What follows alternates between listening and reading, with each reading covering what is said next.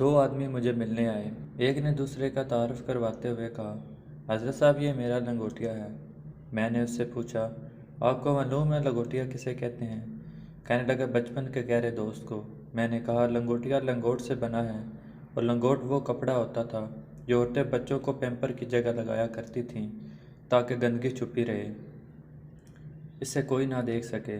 जो ही बच्चा पेशाब करता लंगोट उतार कर धो देती। लंगोटिया भी इसी दोस्त को कहते हैं जो लंगोट की तरह अपने दोस्त के ऐब छुपाए, उन्हें किसी पर ज़ाहिर ना होने दे। अगर दोस्त से कोई गलती हो जाए तो फ़ौरन इसे धो दे, अकेले में इस्लाह कर दे।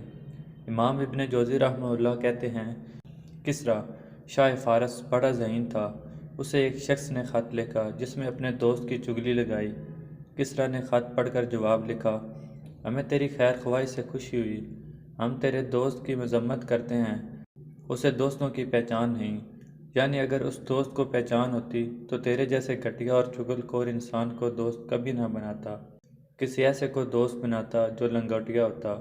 अल्लाह करीम हमें सही मायनों में दोस्त बनने और अच्छे दोस्त बनाने की तौफीक अता फरमाए।